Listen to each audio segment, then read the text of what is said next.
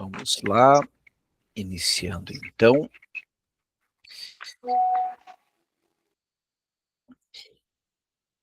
Item 6. Um pequeno exemplo de minha correspondência. Um diretor dos telégrafos em L escreve que seu filho de 18 anos e meio, que quer estudar medicina, já está se ocupando com psicopatologia da vida cotidiana e procurando convencer seus pais da correção de minhas elaborações.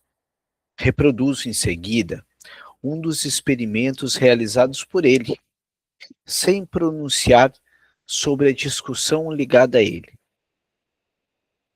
Vamos abrir aqui um parêntese para um recorte sobre, bom dia, Rita, sobre um recorte sobre prática clínica, tá?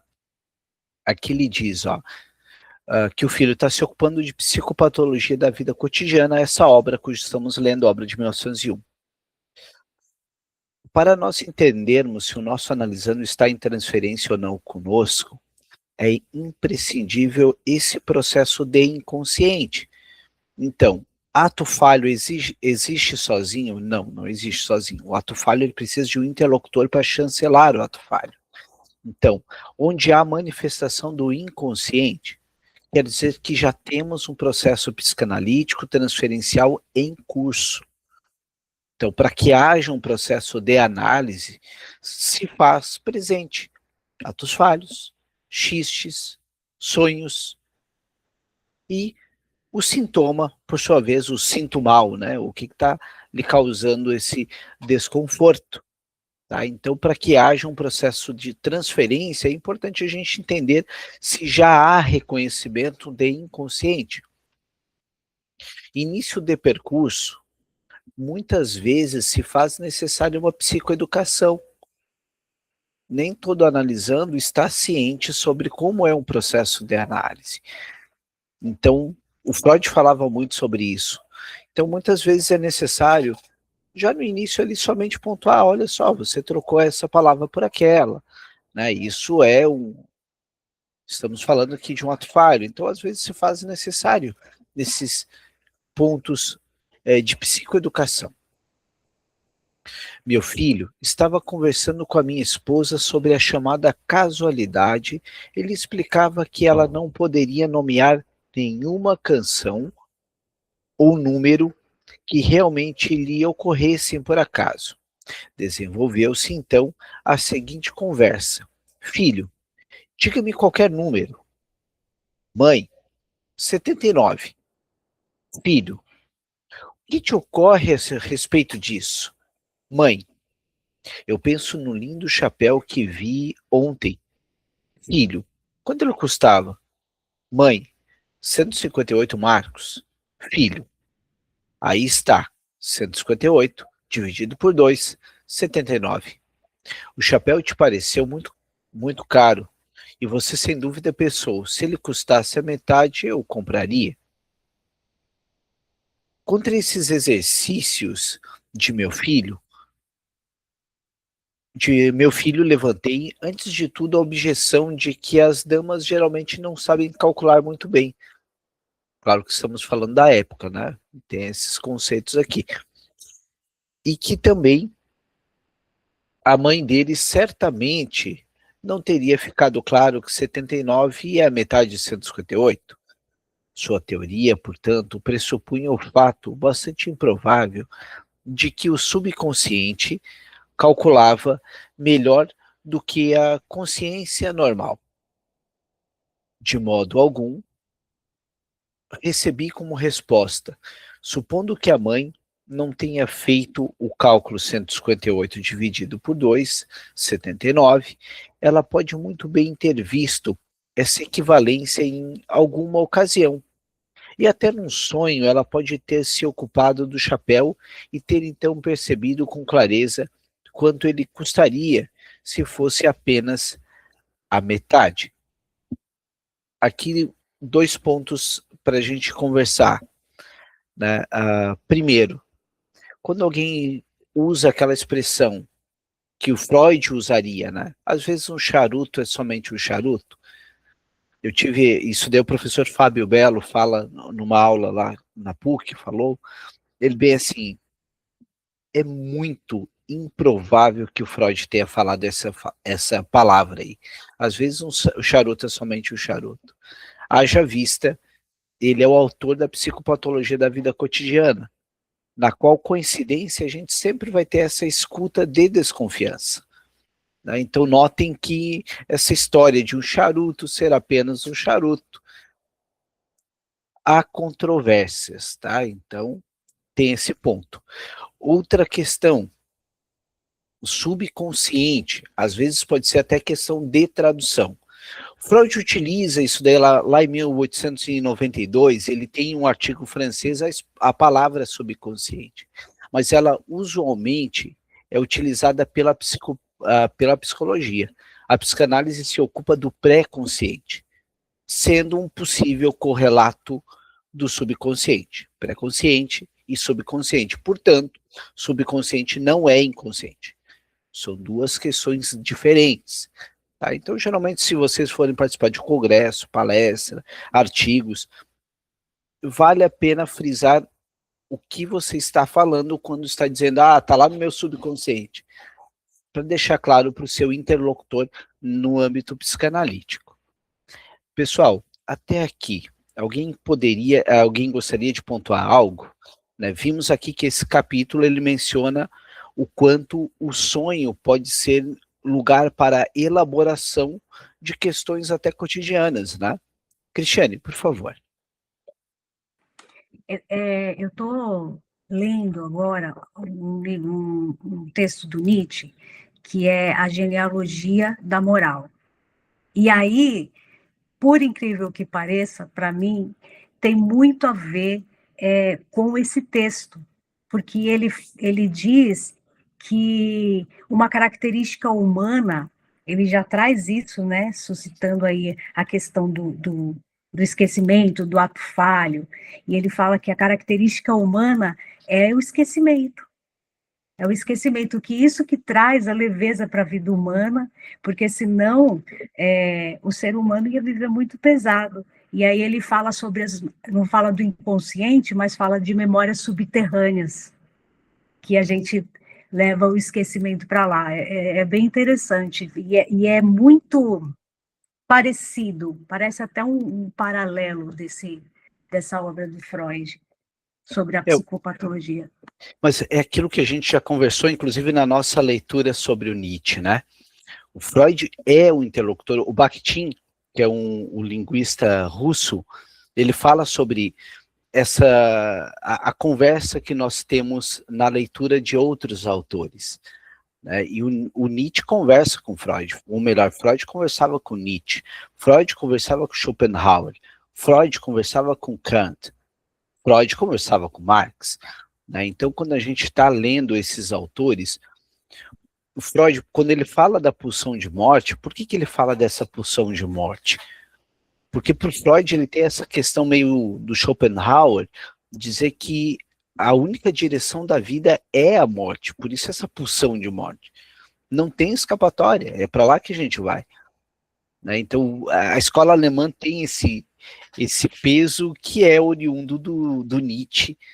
Né? Eu não lembro quem era o que falava que o Nietzsche seria o primeiro psicólogo. Né? Quando a gente falou ali sobre a origem, os conceitos além do bem e do mal, né?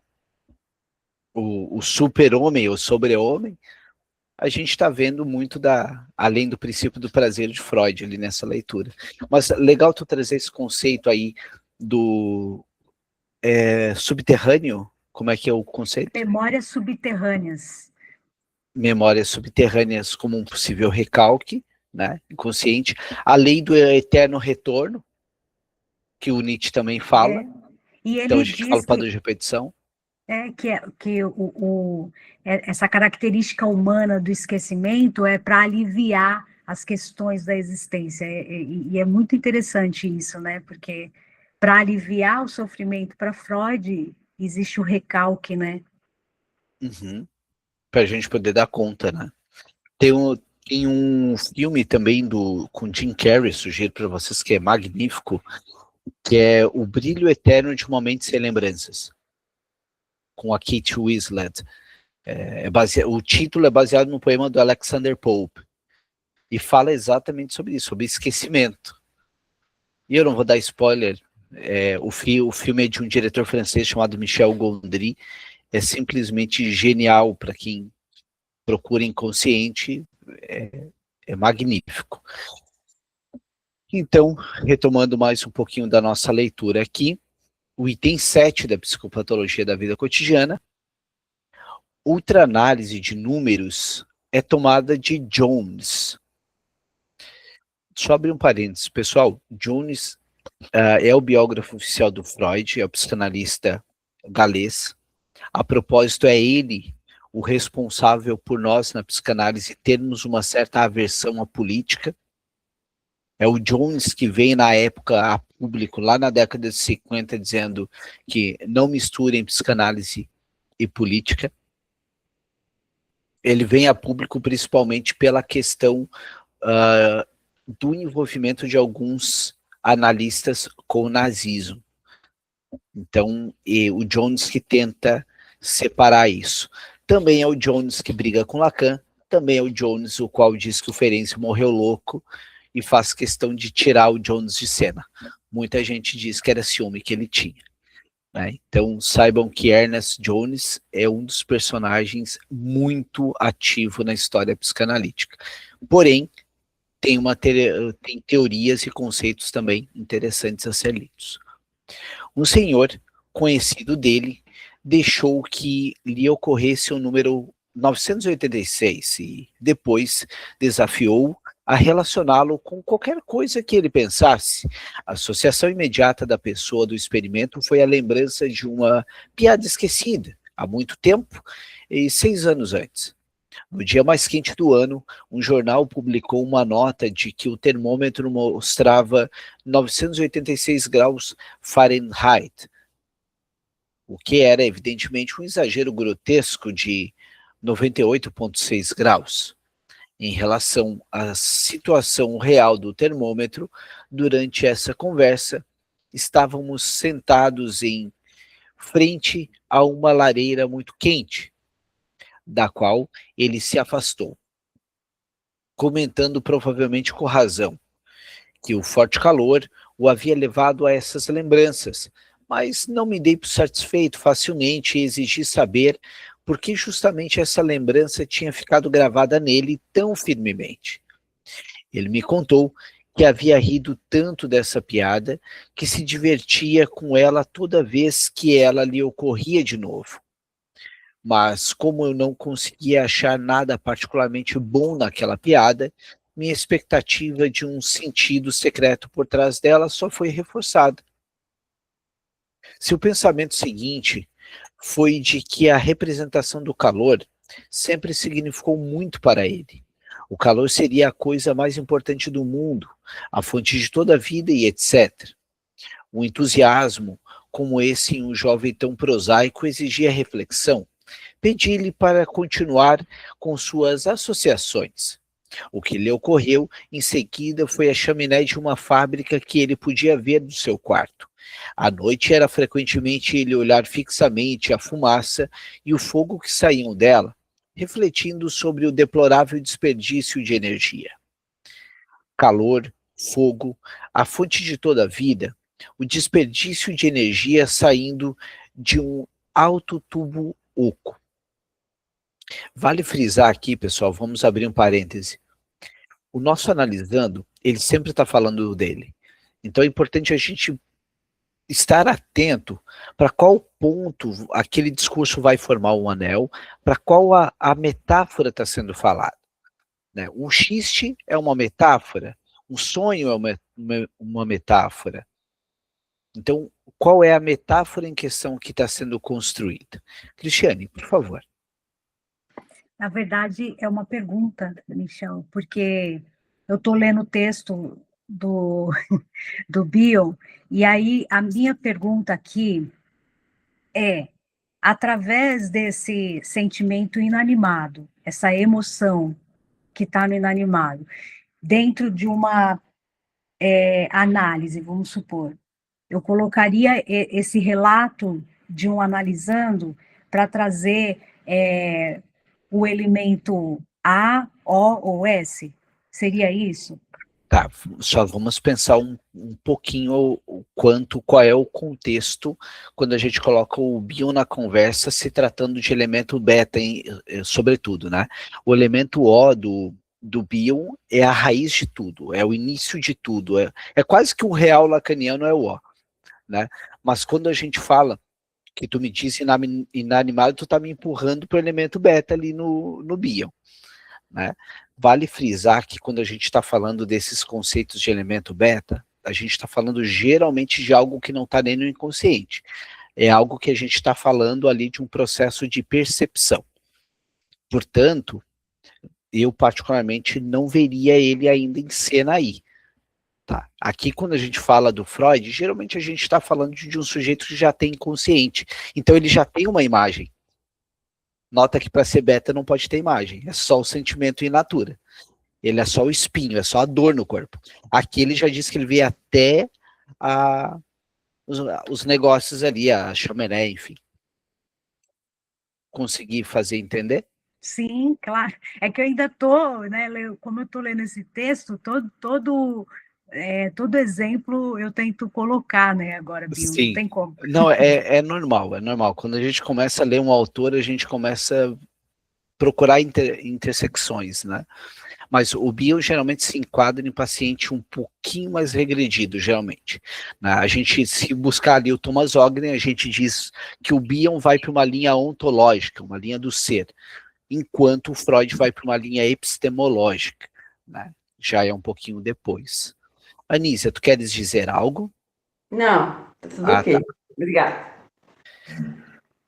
Não foi difícil adivinhar, por essas associações, que as representações de calor e fogo estavam vinculadas nele com a representação do amor, como é comum no pensamento simbólico. Aqui a gente já está falando também de símbolo, né? Então já dá para ver um aparelho muito mais construído. Já enquanto o outro é uma proto-linguagem. E que um forte complexo de masturbação havia motivado a ocorrência de seus números. Não sobrou outra opção a ele, a não ser confirmar minha suposição. Quem quiser obter uma boa impressão do modo como o material dos números é elaborado no pensamento inconsciente, remeta ao artigo de Carl Gustav Jung, Contribuição ao Conhecimento do Sonho com Números. Estamos falando aqui em 1911, né? O Jung fica com o Freud até 1913, né? Em 1909, quando eles vão para Clark University, vai Freud, Jung e Ferenczi. Eram três que faziam parte do eixo ali muito forte. E a outro de Ernest Jones, Manipulações Inconscientes de Números. Olha o Jones também com a teoria dele, ó. Além de se meter em polêmica, ele também escrevia antes. Em análises próprias dessa natureza, duas coisas me são particularmente notáveis. Primeiro, a certeza francamente sonambúlica com que me lanço em direção à meta que me é desconhecida, mergulhando em um movimento calculista de pensamento que então chega de repente ao número procurado, e a rapidez com que se consuma todo o trabalho posterior. Segundo, a circunstância de, no entanto, os números se colocarem tão prontamente à disposição para o meu pensamento inconsciente. Apesar de eu ser um mau calculador e ter as maiores dificuldades em gravar conscientemente anos, números de residência e coisas semelhantes, além disso, nessas operações inconscientes de pensamento com números, encontro uma inclinação à superstição, cuja origem permaneceu desconhecida para mim por um longo tempo. Só ver o que ele fala aqui. O senhor Rudolf Schneider, em Munique, levantou uma objeção interessante contra a força probatória dessas análises de números sobre a investigação freudiana das ocorrências de números. Bom, aqui, ok.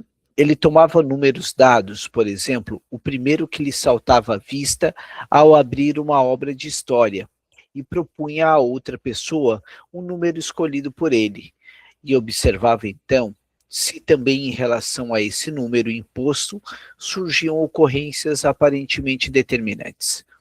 Isso era realmente o que acontecia. Em um dos exemplos comunicados, que se referia a ele mesmo, as ocorrências revelam um determinismo tão abundante e pleno de sentido, como em nossas análises de números que surgem espontaneamente, enquanto no experimento de Schneider, o número que era dado de fora não necessitava de determinismo algum. No segundo experimento, com uma pessoa estranha, é evidente que ele facilitou demais, pois o número que ele deu para ela foi 2, para o qual toda pessoa consegue encontrar determinismo através de algum material. Schneider conclui então duas coisas de suas experiências. Em primeiro lugar, o psíquico possui em relação aos números as mesmas possibilidades de associação que em relação aos conceitos.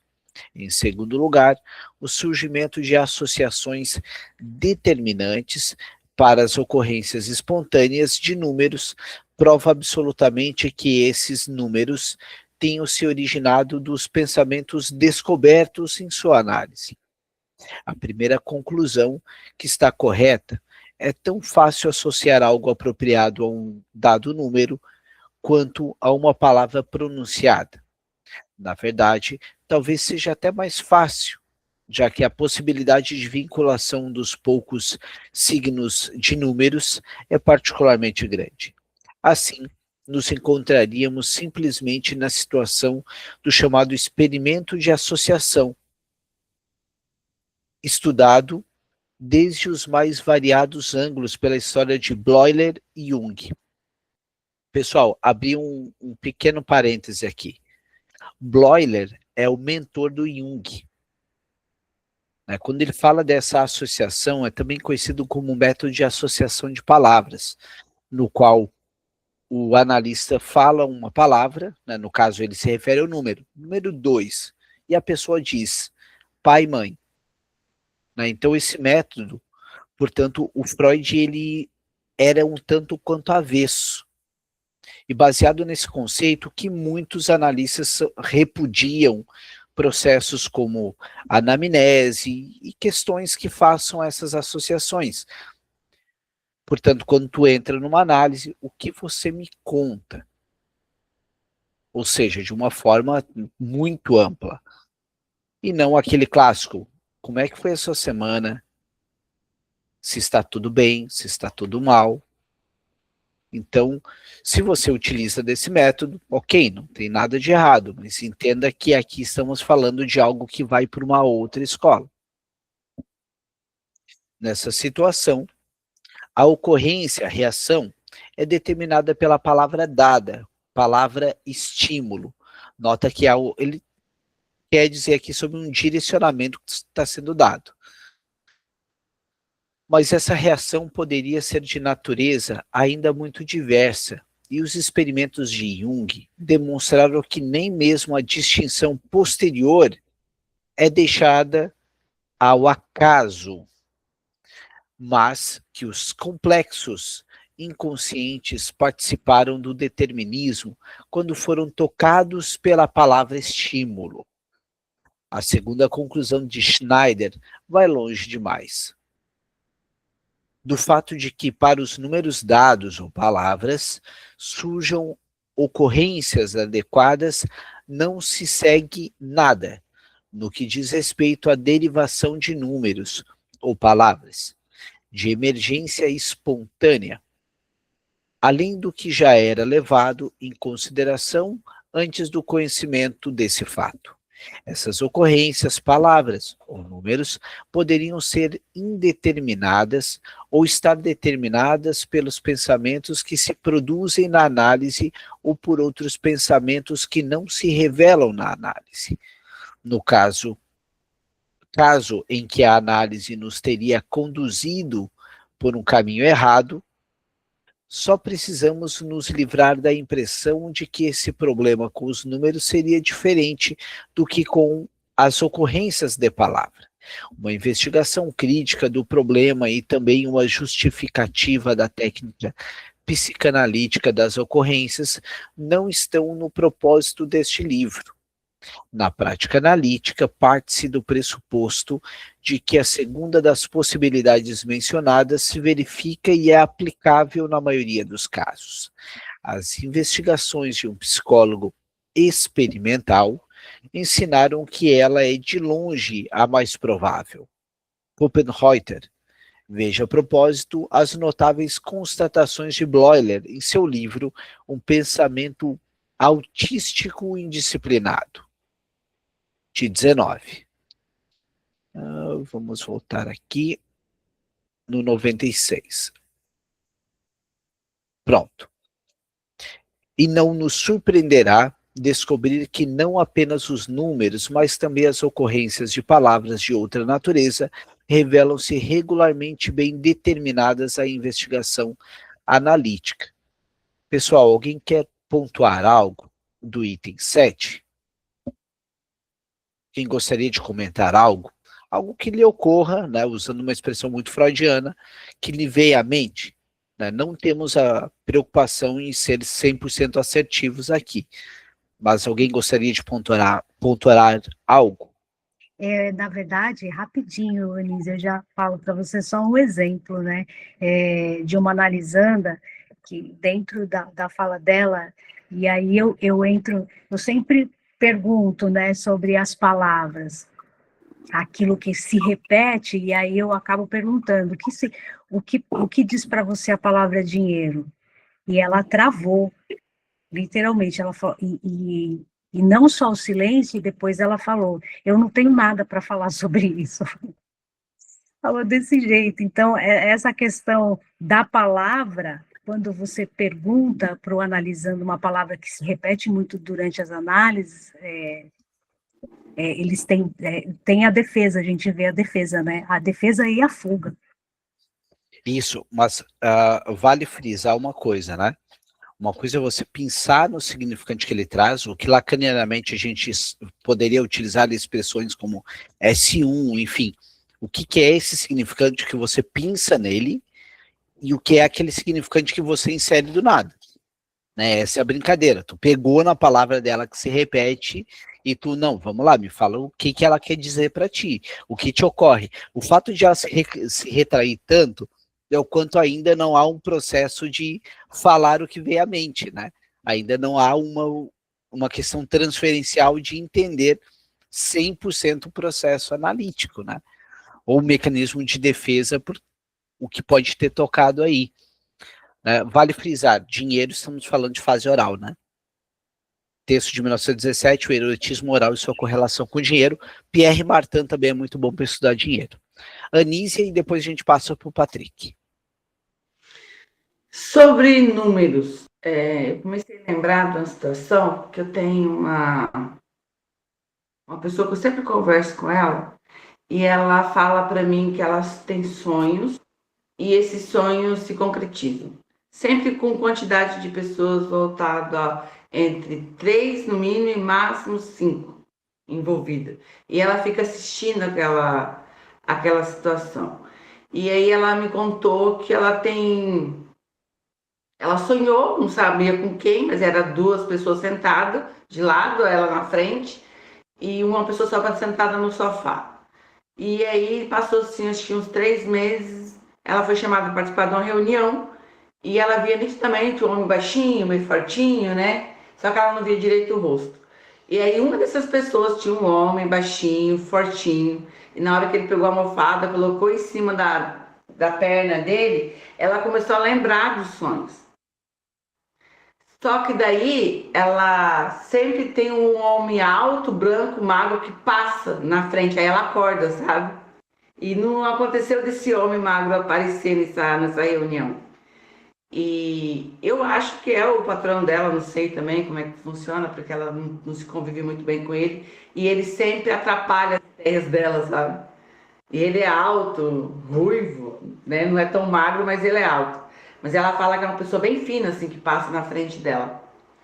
E aí, tem a ver com esse texto que a gente está falando agora, essa questão de números de pessoas, de sempre ela sonhar com 3 ou até 5 pessoas? Olha, aí ele busca uma correlação um pouquinho mais subjetiva, né? Por exemplo, 900 e pouco, número mais complexo. Mas para onde que eu iria? Inclusive uma analisando a minha que tinha sempre um número emblemático de 3 pessoas. Eu lembro que eu perguntei para ela, o que remete a 3? Por que 3 pessoas para você? Né?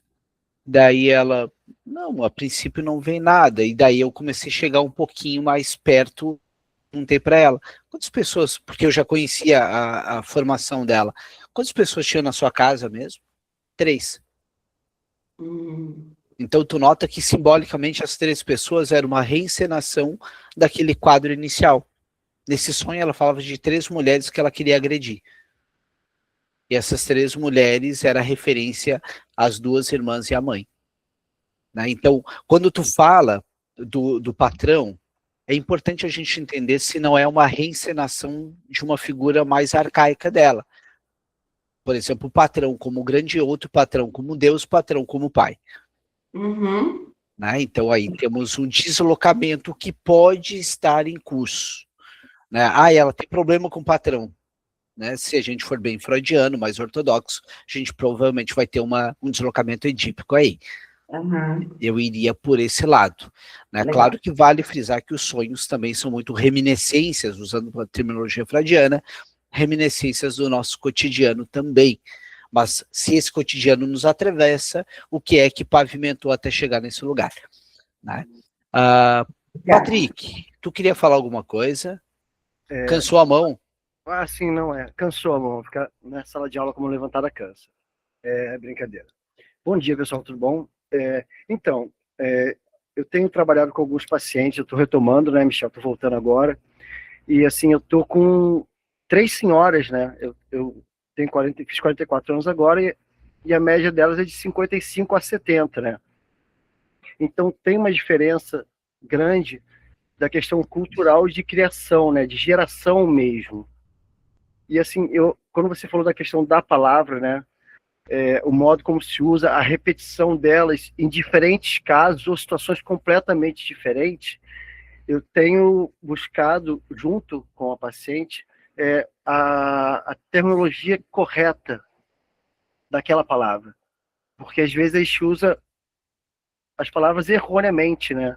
Então, assim, vamos fazer uma pausa rápida aqui. Vamos ver qual é o significado real dessa palavra, né? Aí a gente vou no dicionário, pega a terminologia dela, esqueci o termo dela, né? O termo de criação da palavra.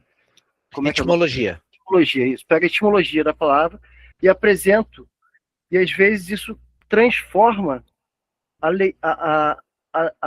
leitura ou o modo como ela volta a apresentar aquele mesmo assunto.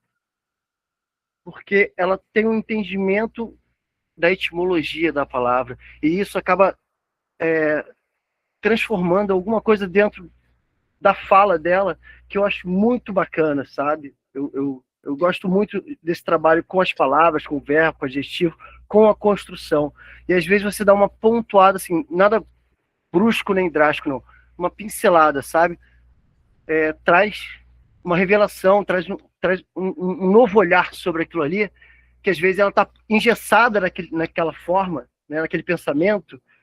E aí, quando você traz essa informação, você vê que transforma, de alguma maneira. É isso. Certo. O Patrick, não, é legal tu pontuar isso, mas é importante a gente só entender qual é o lugar que essa questão vai entrar, tá bom? Por quê? Olha só, quando a gente vai para um significante como final, assim, né, como um dicionário, a gente normalmente vai para o que a gente chamaria registro do imaginário, o registro das certezas, né? Então, o analista, ele vai estar sempre num lugar de simbólico, aquilo que é ambíguo.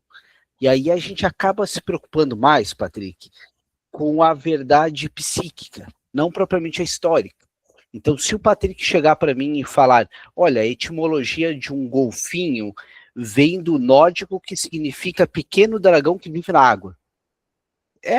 Poxa, me fala mais sobre isso. Né? Porque daí eu vou estar trabalhando com o significante dele.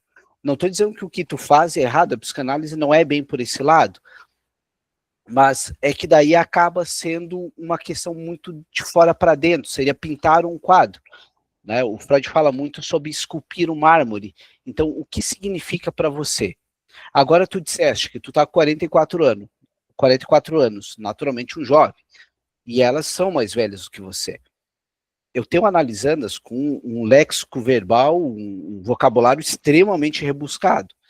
Só porque daí o analista, a gente trabalha na memória mnêmica, não a memória cronológica. Portanto, o que eu estou querendo dizer aqui para vocês? Que nós não trabalhamos naquela questão de datas, mas a memória do inconsciente, quando Freud dizia, a gente só atende criança. Então, quando eu atendo alguém, eu não chamo ninguém de senhor e de senhora. Já sentou gente na minha frente com mais de 70 anos e eu falo tu, eu falo você e toco o baile. Por quê? Porque é o sujeito do inconsciente, uma memória atemporal. E eu trabalho com o significante dela. Se ela olhar, se o senhor olhar para e dizer, nós, era um broto a minha esposa. Mas me fala um pouquinho mais sobre isso. Quando vocês se conheceram, né? Você disse que ela era um brotinho e tal. Como é que é isso para você? Então eu trabalho com a palavra dele, porque senão eu acabo, entre aspas, colonizando ele. Mas se tu acha legal essa intervenção e produz muita deslocamento e construção e análise, a tua palavra é perfeita, haja vista que o Freud começa com interpretação e termina com construção, é interessante pensar sobre uma prática mais, talvez, uma psicodinâmica e uma psicoterapia. Para a análise, ela vai ser uma desconstrução, mas sempre visando o significante que o analisando traz, né? Mas, enfim, somente uma consideração mais teórica, tá? Rita, por obséquio.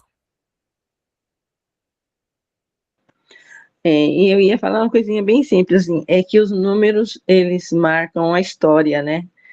E a história, às vezes, não é para ser lembrada, né? Não é isso, mais ou menos? O número como palavra, né? O É, número como significante, né? ele conta uma história também, né? Ele marca as pessoas, né? E essas marcas pode ser boa ou não, né? E às vezes, se não é boa, pode ser recalcada.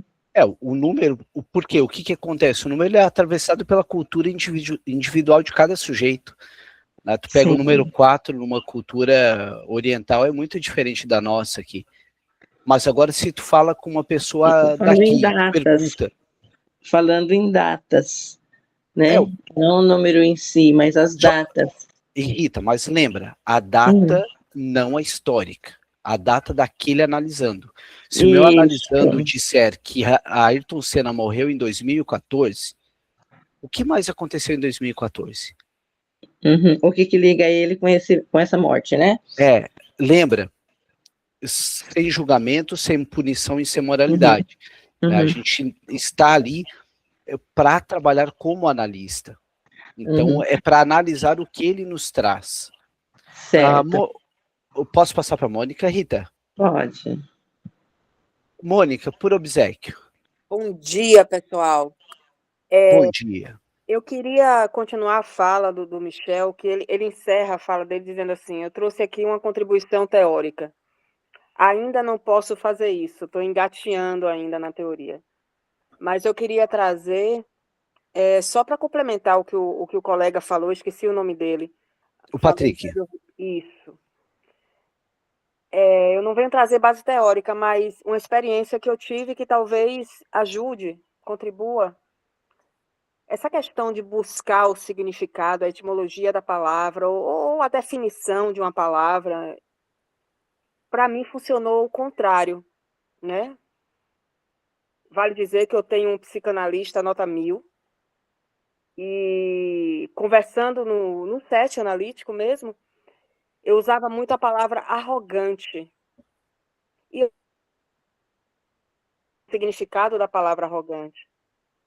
Mas quando ele me perguntou o que significava arrogante para mim, era uma palavra que eu trazia repetidas vezes, me fez pensar, embora eu soubesse a definição da palavra, o que ela significava para mim não tinha relação com a definição. E aí foi um grande insight que tem promovido cura. Talvez não seja a definição ou a etimologia da palavra que importa, mas, de fato, o que ela diz para o analisando. Obrigada. Obrigado, Mônica. Bem pontual. Quisera eu ter participado de um exemplo assim, tão bem construído ali pela analisanda, né? Agora vai depender se você tiver um analista como eu tenho, tá? Olha, estou procurando. Não, estou brincando. Eu tenho a analista, né? Eu não tenho um analista. Né? Mas essa é a consideração. Né? Porque às vezes nós temos analisandos que utilizam muito da intelectualização e da racionalização como mecanismo de defesa. E aí eles se escondem atrás de dicionário para não falar o que sentem. Né? E aí eu vou chamar o Bião para conversa. Às vezes o sujeito ele busca tanto intelectualizar para não ter que falar. E eu caí nessa na minha análise pessoal. Quando eu pegava e dizia, não, olha, porque segundo o Voltaire falava isso. Porque La Rochefoucauld falava aquilo, La Bruyère falava tal coisa. Até que a analista chegou para mim e disse, tá, e você vai falar quando? O que você quer dizer a partir deles? O que ela me convidou a fazer? Ela entendeu que as palavras dele vestiam o que eu queria dizer, isso ela entendeu. Mas ela entendeu também que havia um distanciamento neurótico obsessivo meu, de não querer entrar na cena, de não querer me responsabilizar pela fala. Eu jogava a fala para eles, a responsabilidade é eles. Se você não gostou, a culpa é deles. Eu não entrava na cena. Né? Então, na hora que ela faz isso, eu estava analisando recentemente, ele dizia, porque você entende como é que são as coisas? Porque você entende que no final você erra. Daí você está dizendo que eu erro? Daí ele, não, estou dizendo que eu erro. Então por que você insistiu em dizer você? Daí ele, não, eu erro. Ou seja, eu estou convidando, a François Doutor usa muito essa expressão, auxiliar o analisando a ocupar o corpo em que ele habita. Né? Patrick, o que tu acha, cara? Faz sentido, não faz sentido? Né? Entenda, na verdade, somente como uma pontuação e longe de qualquer tipo de correção, não é essa a ideia. Não, eu acho que faz total sentido, né? Mas aí vem realmente o contexto da conversa, né? Do que está sendo abordado, show de bola. Né? Então, assim, a gente está falando sobre a infância, são os pais, relacionamento, é uma questão atual que a gente está trabalhando. Enfim, eu acho que foi trabalhado já alguma questão de análise de sonho, de desenho, né? Já foi feito algum trabalho específico, né? De leitura, enfim. Como você sabe, eu escrevo bastante, né? Eu trabalho com poesia, então, assim, eu tenho tentado trazer essa desconstrução para eles também, né? Porque a gente sabe que a arte, ela transpassa e trabalha diretamente com o inconsciente, né? Ela mexe com esse lado inconsciente nosso, né?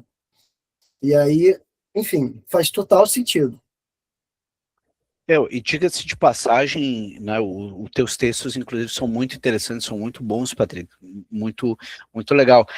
Naturalmente, é muito provável que certo perfil de analisando acabe, se eu for chamar o Jung para conversa, ele usa a nomenclatura sincronicidade. Né? Para o Jung, isso não é psicanálise, isso é da psicologia analítica, A sincronicidade é quem é convidado para andar junto com a gente. Geralmente são pessoas que são muito parecidas, ou enfim, tem alguma certa identificação conosco, né? Essa é a terminologia o conceito do Jung. Mas, fale, Patrick. Não, só isso mesmo. Beleza. Pra... Pessoal, então vou ler o item 8 aqui para nós finalizarmos, que depois vamos para os nossos atendimentos, mas de antemão eu gostaria de convidar aos colegas que queiram participar. Amanhã às 8 da noite nós temos a nossa turma de supervisão, né, aqui conosco. Eu sei que está a Cristiane, que está lá conosco também na turma, e a gente está fazendo um trabalho bem legal mesmo, com uns insights muito bons. É uma turma muito plural, então para vocês entenderem que a gente não tem o ortodoxismo de o freudiano é o correto, o bioniano é o correto, o junguiano é o correto, não. É uma questão bem plural mesmo. Se nós, na psicologia, não conseguimos respeitar a alteridade, não dá para a gente ser hipócrita ao ponto de chegar e dizer eu não julgo. Eu julgo como CPF, mas no âmbito psicanalítico e da análise, na minha concepção, o foco está no analisando, e não num teórico de carteirinha ali, né? Num autor. Então, o item 8 fala um belo exemplo de derivação de uma palavra obsessiva, isto é, persecutória, encontra-se em Jung. Uma dama contou-me que por vários dias estava ali constantemente à boca a palavra Taganrog, sem que ela tivesse alguma ideia sobre de onde ela vinha. Eu perguntei à dama a respeito dos acontecimentos carregados de afetos e desejos recalcados do passado recente. Depois de uma hesitação, contou-me que gostaria muito de ter um roupão, Morgenrock, mas o marido não tinha nisso o interesse que ela desejava. Morgenrock, Egg and Rock, roupão, roupa do dia. Vê-se o parentesco parcial de sentido e de som. A determinação da forma russa vem do fato de que quase na mesma época a dama tinha conhecido uma personalidade de Taganrog. Notem que aqui a gente cai muito naquela psicanálise linguística do Lacan, do registro da clínica do nó, do registro simbólico, de quando uma palavra ela pode se desmembrar em vários sentidos diferentes, né? Não estritamente em um só sentido. Pessoal, então para finalizarmos hoje, alguém gostaria de trazer um último ponto, alguma consideração, um insight? Cristiane, por favor. Eu só quero dizer que esse tipo de leitura que a gente tem às segundas-feiras de manhã é muito bacana, porque além da gente ter um olhar para analisando diferente, que a gente consegue apurar mais através da leitura, e depois a supervisão, tem também uma postura de como se colocar em ser analisado. É muito legal, Michel, isso, da gente também se enxergar como que a gente está no nosso próprio set analítico, sendo analisado. Então, uma outra postura para se aprofundar mais. É muito legal isso, e ter esse tripé, né, que é tão essencial para a psicanálise. Sim. Isso que tu disseste é exatamente o que a gente procura. A Sociedade das Quartas-Feiras que o Freud propagava lá no início, na década de 20, 30, visava isso, né? No âmbito teórico, as discussões teóricas e conceituais, né, conversas às vezes professorais que a gente tem, vem no âmbito da leitura, no âmbito teórico. No set analítico, eu não sou analista, eu não estou analisando o outro, muito pelo contrário, eu estou me analisando na minha análise pessoal, né? Não, olha, durante a semana eu pensei muito a respeito daquilo que você pontuou para mim, e faz realmente muito sentido isso que tu disseste. O Lacan falava, uma análise é 30%, é jogar a pedrinha no rio e depois, durante a semana, reverbera o restante. E assim sucessivamente. Quando o analista diz o que você me conta, pode vir questões, olha, eu elaborei, me veio à cabeça nesse exato momento a conversa que a gente tinha falado lá em 1915, né, o sujeito atemporal. Então aí a gente está se analisando. Já como analista, a gente está propiciando que o sujeito se analise. Quando a gente for fazer uma intervenção de interpretação na análise com o nosso analisando, o Prodi fala isso, entenda que tem que ser algo em que o analisando já tem capacidade de elaborar por si próprio, senão acaba sendo uma análise selvagem, e aí não flui. Se eu for para o Ferenczi, eu vou te dizer que o analista pode traumatizar o seu analisando.